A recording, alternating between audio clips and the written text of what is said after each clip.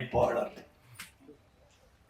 முத்துக்குமார் அவர்களே, படிக்காத பக்கங்களின் இயக்குனர் செல்வம் அவர்களே, கதாநாயகன் பிரஜின் அவர்களே, மேடையில் அமர்ந்திருக்கும் கலைஞர் பெருமக்களே, இந்த படத்தின் தொழில்நுட்ப குழுவின் அன்பான கலைஞர்களே, ஊடக உறவுகளே, பாசத்திற்குரிய பத்திரிகையாளர்களே, பெருமக்களே, உங்கள் அனைவருக்கும் எனது அன்பான வணக்கத்தை தெரிவித்துக் கொள்கிறேன்.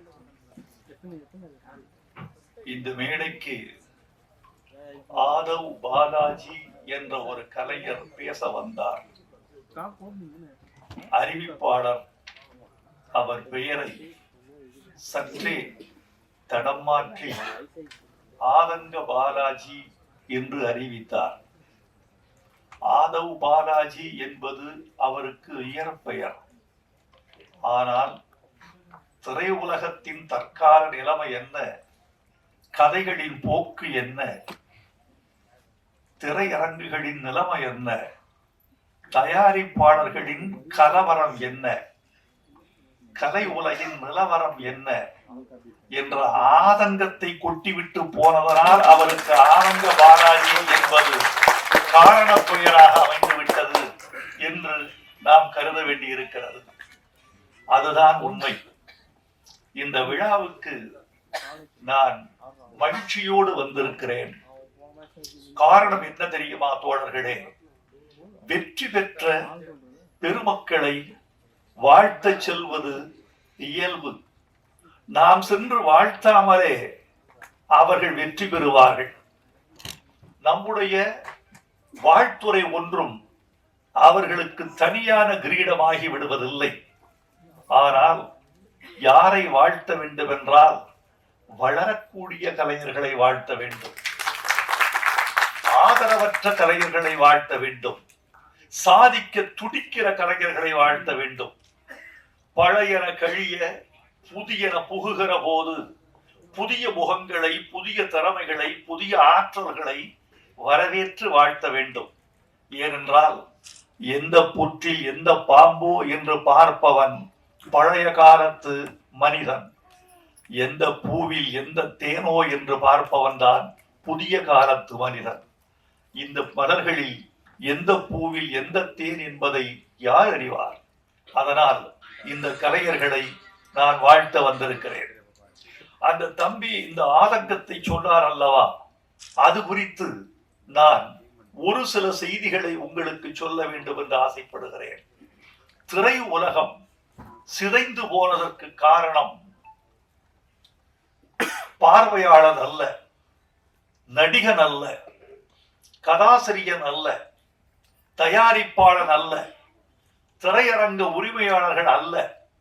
திரை உலகம் இன்று நிறம் மாறி போறதற்கும் தடம் மாறி போறதற்கும், ஒரு படம் வெளியாகிற அன்று முன்வரிசையில் மொத்தம் 12 பேர்கள் மட்டும் அமர்ந்திருப்பதற்கும், பல திரையரங்குகள் வெளியான முதல் நாள் வெளியே யாருக்கும் தெரியாமல் ஓர் ஆளை நியமிக்கிறார்கள். அந்த பதிவு சீட்டு கொடுக்கிற நபர் தன்னை மறைத்துக் கொண்டிருக்கிறார். வெளியே இருந்து செய்தி வர வேண்டும். என்ன செய்தி என்றால், வெளியே வரிசையில் குறைந்தபட்சம் 15 பேர்கள் இருக்கிறார்களா, இருந்தால் இந்த சீட்டு கொடு, இல்லை என்றால் இந்த காட்சியை ரத்து செய்து விடு என்று ஒரு தீர்மானம் அவர்களுக்குள் இருக்கிறது. 15 பேர் வந்தால் என்ன நடக்கும் என்றால், மின்சார கட்டணத்திற்கு அது கட்டுப்படியாகும். 15 பேர் இல்லை என்றால் மின்சார கட்டணத்தின் நஷ்டத்தில் அந்த திரையரங்கம் ஓடத் தொடங்கும். அந்த கட்டணத்தை தவிர்ப்பதற்காகத்தான் பதிவு சீட்டு கொடுப்பதற்கே, அவர்கள் அனுமதி சீட்டு கொடுப்பதற்கே தயங்குகிறார்கள். இதற்கு காரணம் யார்? படம் பார்க்க ஓரளவு நல்ல படம் என்று கருதத்தக்க படத்தை கூட பார்ப்பதற்கு ஆட்கள் வராமல் தவிர்த்து போவதற்கு அல்லது அவர்கள் தயங்குவதற்கு என்ன காரணம் என்று பார்த்தால், இது ஒரு மோசமான யுகத்தில் தமிழ் சினிமா கலை இருக்கிறது. அந்த இடம் தொழில்நுட்ப காலம். இந்த தொழில்நுட்பம் என்பது மனிதர்களை, ரசிகர்களை துண்டாடி விட்டது. கை தொலைபேசியில் ஒரு கூட்டம், கணிப்பொறியில் ஒரு கூட்டம், பிறகு ஹோம் தியேட்டரில் ஒரு கூட்டம், பிறகு திரையரங்கத்தில் ஒரு கூட்டம், ஓடிடியில் ஒரு கூட்டம். மொத்தமுள்ள ஒரு 35 லட்சம் ரசிகர்களை ஒரு 35 பிரிவுகள் துண்டாடிவிட்டன. இந்த 35 பிரிவுகளிலும் வியாபாரம் ஆகிறவன் தான் வெற்றி பெற முடியும். இன்றைக்கு முத்துக்குமார் இந்த படத்துக்கு இட்ட பணத்தை மீண்டும் அவர் கொள்ள வேண்டும் என்றால் என்ன வேண்டும் என்றால், இந்த சினிமாவின் 35 பிரிவுகளிலும் அவர் தன் வியாபாரத்தின் கரங்களை நுழைக்க வேண்டும். ஆக்டோபஸ் போல அத்தனை வியாபார தளங்களிலும் அவர் இயங்க வேண்டும் என்ற ஒரு நிலை இருக்கிறது. அந்த நிலையின் காரணமாகத்தான் தமிழ் சினிமா தடுமாறி கொண்டிருக்கிறது என்பதை தவிர வேறல்ல. உண்மையை சொல்ல போனால் நண்பர்களே, நான் தமிழில் வெளிவருகிற அல்லது திரைக்கலையில் வெளிவருகிற எந்த ஒரு படமும் தோல்வி அடைந்து போனால் காலையில் பத்திரிகையை படித்துக் கொண்டிருக்கிற பொழுதே கொஞ்சம் வருத்தப்படுவேன். பத்திரிகையை மடித்து வைத்து விட்டு கொஞ்சம் வானத்தை அண்ணாந்து பார்த்து, இந்த இளைஞர்கள் முதல் படத்திலேயே தோல்வி அடைகிறார்களே, இந்த தோல்வியை எப்படி மீட்டெடுப்பது என்று யோசிப்போம். ஏனென்றால் பணத்தின் முதலீடுதான் வேறு வேறே தவிர மற்ற உழைப்பு ஒன்றுதான், திறமை ஒன்றுதான், வேர்வை ஒன்றுதான். இரவு பகல் என்று பாராமல் ஒரு திரைக்கலைஞன், ஒரு சண்டை கலைஞன் படுகிற பாடு கொஞ்ச நஞ்சமா? ஒரு ஒளிப்பதிவாளன் படுகிற பாடு கொஞ்ச நஞ்சமா? நடிக்க வருகிற பெண்கள் படுகிற பாடு கொஞ்ச நஞ்சமா? எவ்வளவோ உழைப்பை, திறமையை, உடல் கொடுமைகளை எல்லாம் தாண்டித்தான் ஒரு திரைப்படத்துக்குள் நுழைந்து மக்களுக்கு மகிழ்ச்சி தருவதற்கு இவர்கள் போராடுகிறார்கள். இந்த போராட்டம் பயனற்று போய்விடக் கூடாது என்றுதான் என்னை போன்றவர்கள் நம்புகிறோம்.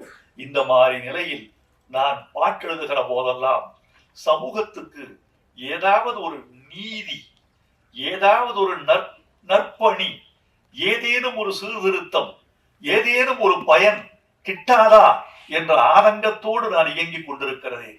இது திரையுலகில் எனது 44வது ஆண்டு. இந்த 44வது ஆண்டில் எனக்கு பிடித்த சில பாடல்களில் ஒரு பாடலாக படிக்காத பக்கங்களில் இந்த சரக்கு என்ற பாட்டை எழுதியிருக்கிறேன் என்றால் இதுதான் நான் இன்னும் இயங்குவதற்கான காரணம். முத்துக்குமார், உங்களுக்கு என் நன்றி. செல்வம், உங்களுக்கு என் நன்றி. நீங்கள் எனக்கு சுதந்திரம் கொடுத்தீர்கள். அந்த சுதந்திரத்தை இந்தியா அடைந்த சுதந்திரம் மாதிரி நான் தவறாக கையாளவில்லை. நான் அதை சரியாகவே கையாண்டிருக்கிறேன். அதனால்தான் நண்பர்களே, உங்களுக்கு நன்றி சொல்ல வந்திருக்கிறேன். எனக்கு முன்னால் நான் சாதாரணம் தோழர்களே. வைரமுத்து என்பவர் நீண்ட காலம் ஓடி வருகிறார் என்பதை தவிர என்னுடைய முன்னோடிகள் பட்டுக்கோட்டை கல்யாண சுந்தரம், மருதகாசி, கவியரசு கண்ணதாசன், உடுமலை நாராயண கவி, கவி KP காமாட்சி சுந்தரம், இன்னும் பூமா பாலசுப்ரமணியம், ஆத்மராமன், சொல்லிக்கொண்டே போகலாம். இத்தனை பெருமக்களும் தமிழ் பாடலின் வழியாக ஒரு கருத்தை சொல்ல துடித்திருக்கிறார்கள். அதுதான் நிற்கிறது.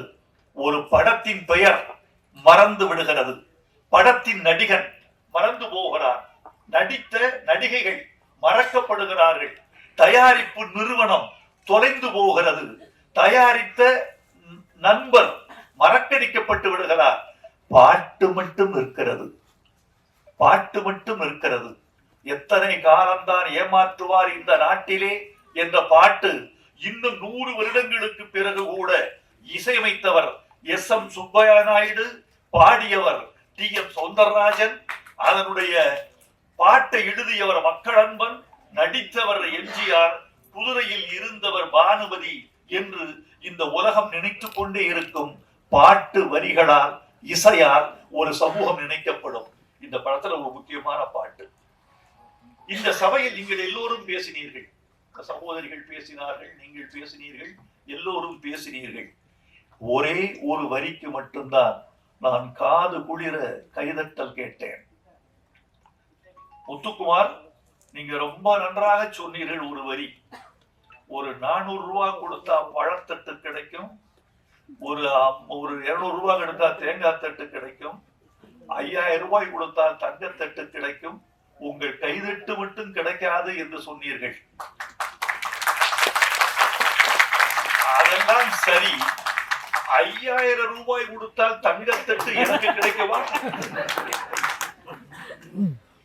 அது 5000 ரூபாய், நான் 5000 ரூபாய் தருகிறேன். 2 தங்கத்தட்டு நீங்கள் இன்னைக்கு தங்கத்தின் விலை 54,465 ரூபாய். ஒரு சவரன்,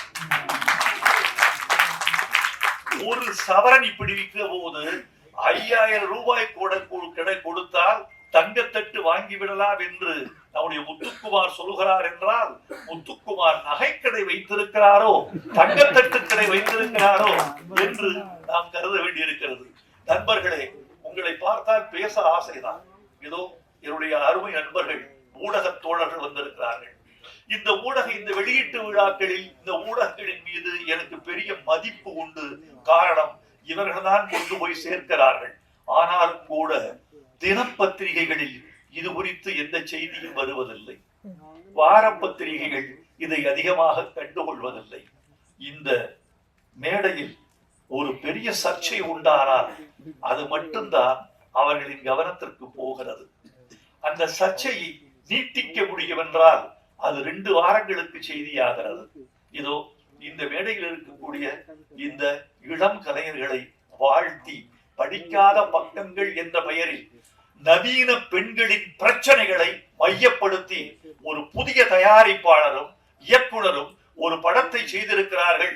ரசிகர்களே, காத்திருங்கள், வந்தால் ஆதரியுங்கள், பிடித்தால் தோள் கொடுங்கள் என்று நீங்கள் 4 வரி எழுதினால் அதுதான் சிறப்பு. இந்த நேரத்தில் நான் ஒரு கருத்தை சொல்ல வேண்டும் என்று ஆசைப்படுகிறேன். இவர்கள் இந்த இணையதளங்களின் வாயிலாக இவர்கள் கொண்டு செல்கிற இடம் ரொம்ப அதிகம். நீங்கள் நினைத்துக் கொண்டிருப்பீர்கள், யூடியூப் வழியாக இன்று இரவு 12 மணிக்குள் இந்த விழா செய்திகள் உலகத்தின் எல்லா மூலைகளிலும் வீசி எறியப்படும். இன்னைக்கு போயிடும். நாளைக்கு காலையில் சுவிட்சர்லாந்தில் இருந்து, நெதர்லாந்தில் இருந்து, ஆஸ்திரேலியாவில் இருந்து, டென்மார்க்கில் இருந்து யாரோ ஒரு தமிழர் அல்லது நிச்சயமாக ஒரு இலங்கை தமிழர் என்னை அழைத்து, உங்கள் பேச்சை கேட்டேன் ஐயா, மகிழ்ந்தேன் என்று சொல்லுவார். அந்த படம் எப்போது வெளிவரும் பார்ப்பதற்கு காத்திருக்கிறோம். இந்த காலத்தில் மதுவை எதிர்த்து ஒரு பாட்டா என்று கூட கேட்பார்கள். அப்படிப்பட்ட எல்லையை நீங்கள் தொட்டுக் கொண்டிருக்கிறீர்கள். உங்களுக்கு நன்றி. இந்த மது பாட்டை பற்றி சொல்லுகிறேன். எந்த வரிக்கு அதிகமாக நீங்கள் கைதட்டீர்கள் என்று காது கொடுத்து கேட்டேன். செல்வம் சொன்னார், இந்த படத்தில் ஒரு பாட்டு, அந்த பாட்டு மதுவுக்கு எதிராக மதுக்கடையில் பாட்டு என்று சொன்னவுடன் இந்த அரங்கம் கைதட்டலில் அதிர்ந்தது. நன்றி. மதுவுக்கு எதிராக ஒரு பாட்டு, மதுவை கொண்டாடித்தான் பாட்டு அதிகம் இருந்திருக்கிறது. தமிழ்நாட்டில் எந்த பெரும்பாலான பாடல்கள் மதுவை கொண்டாடித்தான். மதுவை கொண்டாடித்தான் பாட்டு என்று கூட சொல்ல மாட்டேன். வாழ்வை கொண்டாடி, மகிழ்ச்சியை கொண்டாடி, களிப்பை கொண்டாடி, காதலை கொண்டாடி, காதலையும் மதுவையும் பெண்ணையும் கலந்து கொண்டாடிய பாடல்கள் தான் தமிழ்நாட்டில் அதிகம். மதுவை வெறுத்து பாடிய பாட்டு கலைவாணர் பாடிய பாட்டு. குடிச்சு பழகணும் தம்பி, குடிச்சு பழகணும். என்னையா குடிச்சு பழகணும்னு சொன்னாரு? நீராகாரம் குடிச்சு பழகணும் என்று என்எஸ்கே எழுதியிருக்கிறார். அதுதான் மதுவுக்கு எதிரான ஒரு பாட்டு என்று நினைக்கிறேன். அப்புறம் ஒளி விளக்குல தைரியமாக சொல் நீ மனிதன்தானா என்று எம்ஜிஆர் பாடிய ஒரு பாட்டு. அது கூட குடித்ததாக நடித்து விட்டு குடிக்கு விரோதமாக பாடியிருப்பார். அது ஒரு பாட்டு. இந்த பாட்டு முழுக்க முழுக்க மதுவுக்கு விரோதமான பாட்டு. கண்ணதாசன் எழுதினார், ஓர் கையிலே பெண்ணும் ஓர் கையிலே மதுவும் சேர்ந்திருக்கும் வேளையில் என் ஜீவன் பிரிந்தால்தான் நான் வாழ்ந்த வாழ்க்கை நலமாகும், இல்லையெனில் ஏன் வாழ்ந்தாய் என்று இறைவன் என்னை கேட்பான். ஏன் குடிக்கிற, ஏன் பெண் சுகம் அனுபவிக்கிறாய்ன்னு நான் நினைக்கிறீங்க கேட்கிறீங்க. இறைவன் என்ன கேட்பான், உன்னை ஊருக்கு அனுப்பிச்சு வச்சனே, போய் வெறுங்கையோடு திரும்பி வந்து விட்டாயே, மதுவையும் மாதவையும் தொடாமல் வந்து விட்டாயே என்று அவர் ஒரு இலக்கியமாக நயமாக கொண்டாட்டமாக எழுதியிருப்பார்.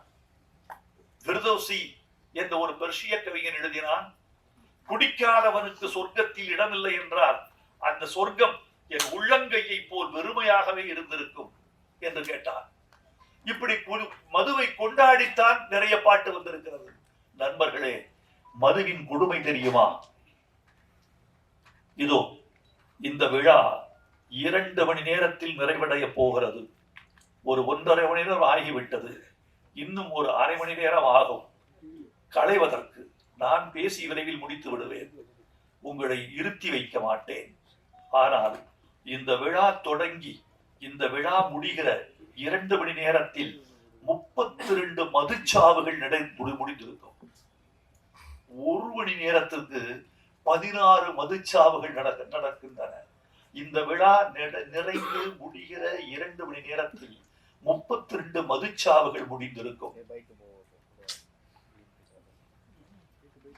இந்த நாட்டில் விபத்துகள் உலகம் முழுக்க நடக்கின்றன.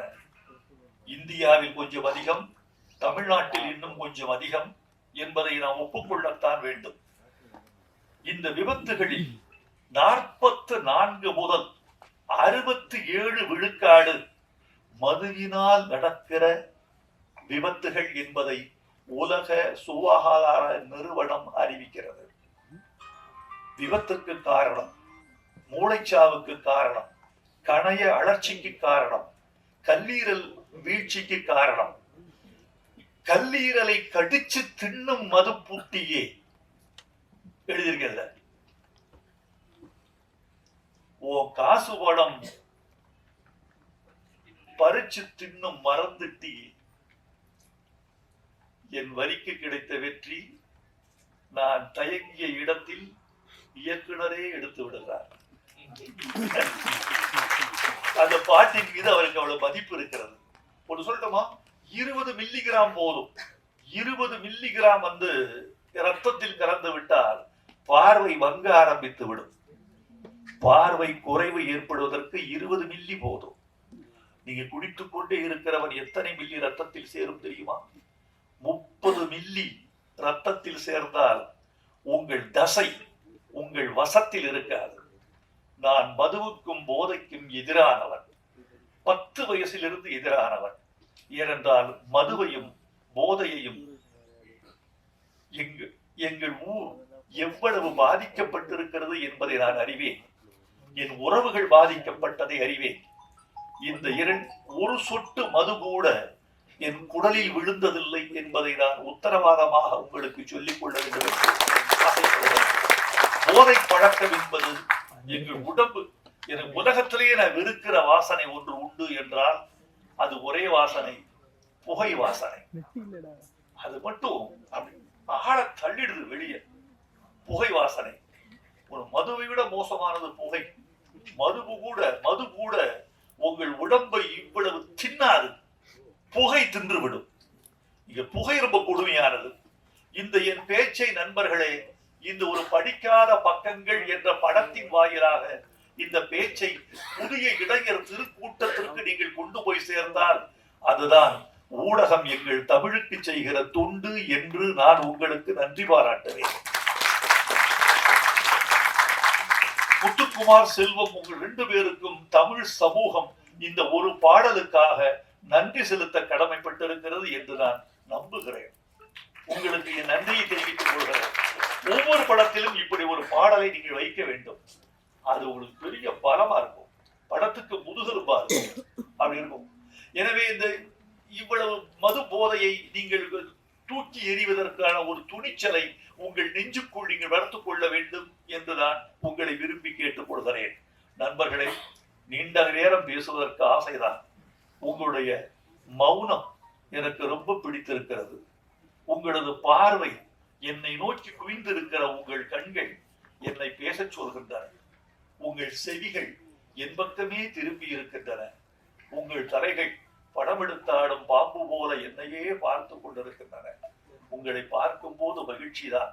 ஆனால் நண்பர்களே, இந்த நேரத்தில் ஒரு வார்த்தை சொல்லிக் கொள்ள வேண்டும் என்று ஆசைப்படுகிறேன். ஒரு பாடலில் இசை பெரிதா மொழி பெரிதா என்பது ஒரு பெரிய சிக்கலாக பேசப்பட்டு கொண்டிருக்கிறது. இதில் என்ன சந்தேகம் உங்களுக்கு? இசை எவ்வளவு பெரிதோ மொழி அவ்வளவு பெரிது. மொழி எவ்வளவு பெரிதோ இசை அவ்வளவு பெரிது. ரெண்டும் கூடினால்தான் அதற்கு பாட்டு என்று பெயர். இரண்டும் கூடினால் அதற்கு பாட்டு. ஆனால் சில நேரங்களில் இசையை விட மொழி உயர்ந்ததாகவும், சில நேரங்களில் மொழியை விட இசை உயர்ந்ததாகவும் திகழுகிற சந்தர்ப்பங்கள் உண்டு. இதை புரிந்து கொள்பவன் ஞானி, புரிந்து கொள்ளாதவன் அஞ்ஞானி.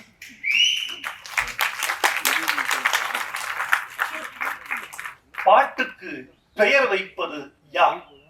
ஒரு குழந்தை பிறந்தது. இவங்க பிறந்து ஒரு 20 நாட்கள்ல பெயர் வைத்தார்கள். ஆணுக்கு பெயர், பெண்ணுக்கு பெயர். ஏன் பெயர் வைக்கவில்லை என்றால் என்ன? பெயர் வைத்தவுடன் தான் அவர்கள் வாழ்வு அவர்களை சார்கிறது, அவர்களின் உரிமை அவர்களை சார்கிறது, சம்பவங்கள் அவர்களை சார்கின்றன, அவர்கள் உணவு அவர்களை சார்கிறது. 4 பேர் இருக்கிறார்கள். மணி இவனுக்கு கூடு இந்த இட்லிய, அந்த இட்லி அவனை சேர வேண்டும் என்றால் பெயர். இந்த பழத்தை பிரேமாவுக்கு கூடு, பழம் ஒருத்திக்கு சேர வேண்டும் என்றால் அவள் பெயர். சுகுணாவுக்கு இந்த ஐஸ்கிரீம் கூடு, அந்த பெயர் ஐஸ்கிரீம். இதோ லட்டு இந்த மோகனுக்கு கூடு என்று பெயர் சுட்டவுடனேதான் பொருள் உரிமையாகிறது. பெயர்தான் பட்டம், பெயர்தான் பத்திரம், பெயர்தான் சொத்து, பெயர்தான் நீ, பெயர்தான் ஆதார். அது இருந்தால்தான் நீ இந்தியாவில் நீ.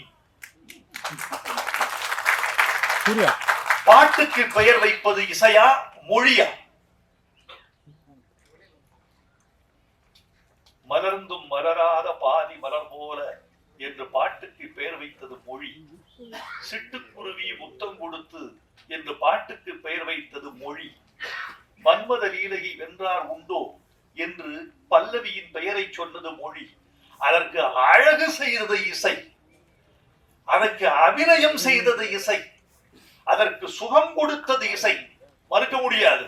ஆனால் அந்த பாட்டுக்கு பெயர் சூட்டியது மொழி, அந்த பாட்டை அழைக்க வைத்தது மொழி. ஒரு பாடலை ஹம் பண்ணி யாராவது இந்த பாட்டை பாடுங்கன்னு சொல்லுவாங்களா? இந்த பாடலை இத பாடுங்க சொல்லுவாங்களா யாராவது? சின்ன சின்ன ஆசை என்று பாடுகள் என்றுதான் சொல்லுவார்கள். எனவே பாட்டுக்கு பெயர் வைத்தது மொழி. அந்த மொழிக்குரிய மரியாதையை இசையும், இசைக்குரிய மரியாதையை மொழியும் பரஸ்பரம் வழங்குகிற போதுதான் கலை வெற்றி பெறும் என்று நான் உறுதியாக நம்புகிறேன். நண்பர்களே, இந்த படம் வெற்றி பெற வேண்டும், வெற்றி பெற செய்ய வேண்டும். இன்னொன்று நிறைவாக ஒரு செய்தி, நம்முடைய கலையில் என்ன குறைபாடுகள் என்று கலை உலகம் கருதி முடிவெடுத்தால் ஒழிய கலை வெற்றி பெறுவது மக்கள் கையில் என்று நீங்கள் கருதி விடாதீர்கள். அது உங்கள் கையில். நல்ல பொருளாக இருந்தால் எத்தனை ஆண்டுகள் கழிந்த பிறகும் கூட, எத்தனை மண்ணுக்கடியில் கிடந்த பிறகும் கூட, எத்தனை காலங்கள் கடந்த பிறகும் கூட தங்கம் தங்கம் தான், வைரம் வைரம் தான். உயர்ந்த பொருள் உயர்ந்ததுதான். ஒரு 17 நூற்றாண்டுகள் திருக்குறளை தமிழ் சமூகத்தில் காண கிடைக்கவில்லை. 2ஆம் நூற்றாண்டு 3ஆம் நூற்றாண்டுக்கு பிறகு திருக்குறளை தமிழ் சமுதாயம் புழங்கவில்லை.